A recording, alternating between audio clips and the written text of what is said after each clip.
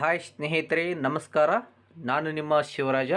ಇವತ್ತಿನ ಈ ಒಂದು ವಿಡಿಯೋದಲ್ಲಿ ಯಾರೆಲ್ಲ ಹೊಸ ರೇಷನ್ ಕಾರ್ಡ್ಗೆ ಅರ್ಜಿಯನ್ನು ಸಲ್ಲಿಸಬೇಕು ಅಂತ ಕಾಯ್ತಾ ಇದ್ದಾರೋ ಅಂಥವರಿಗೆ ಆಹಾರ ಇಲಾಖೆಯವರು 2 ದಿನಗಳ ಕಾಲಾವಕಾಶವನ್ನು ನೀಡಿದ್ದಾರೆ ಸ್ನೇಹಿತರೆ.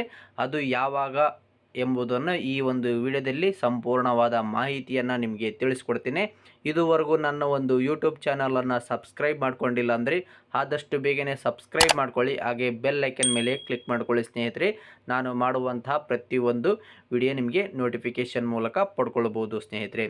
ಓಕೆ ಸ್ನೇಹಿತರೆ, ಇದೇ ರೀತಿಯಾಗಿ ಕಳೆದ ವಾರದಲ್ಲಿ ಹೊಸ ರೇಷನ್ ಕಾರ್ಡ್ಗೆ ಅರ್ಜಿ ಸಲ್ಲಿಸಲಿಕ್ಕಾಗಿ 1ರಿಂದ 5ನೇ ತಾರೀಕಿನವರೆಗೆ ಅವಕಾಶ ಇರುತ್ತೆ ಅಂತ ಹೇಳ್ಬಿಟ್ಟು ಎಲ್ಲ ಸಾಮಾಜಿಕ ಮಾಧ್ಯಮದಲ್ಲಿ ಸುದ್ದಿ ಹರಡಿತ್ತು ಸ್ನೇಹಿತರೆ.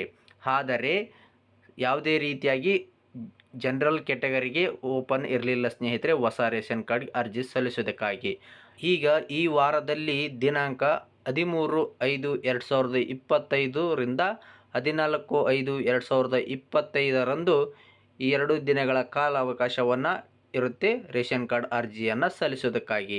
ಸಮಯ ಬಂದುಬಿಟ್ಟು ಮಧ್ಯಾಹ್ನ 1 ಗಂಟೆಯಿಂದ ಹಿಡಿದು ಮಧ್ಯಾಹ್ನ 3 ಗಂಟೆವರೆಗೂ ಕೂಡ ಇರುತ್ತದೆ ಸ್ನೇಹಿತರೆ. ಇದು ಕೂಡ ಎಲ್ಲ ಜಿಲ್ಲೆಗಳಿಗೆ ಅನ್ವಯವಾಗಿರುತ್ತೆ.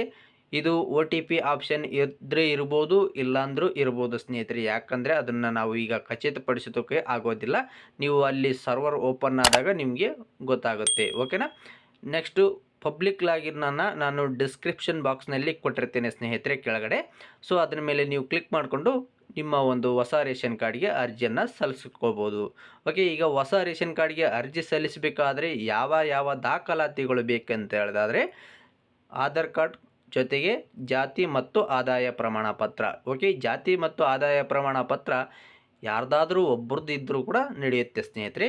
ಒಂದು ವೇಳೆ ನಿಮ್ಮ ಒಂದು ಮಗು ಇತ್ತು ಅಂದರೆ ಮಗುವಿನ ವಯಸ್ಸು 6 ವರ್ಷಕ್ಕಿಂತ ಕಡಿಮೆ ಇದ್ದಲ್ಲಿ ಜನನ ಪ್ರಮಾಣ ಪತ್ರ ಕಂಪಲ್ಸರಿಯಾಗಿ ಇರಬೇಕಾಗತ್ತೆ.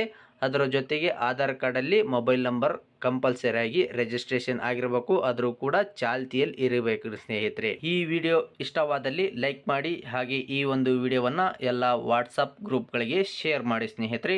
ತುಂಬ ಧನ್ಯವಾದಗಳು.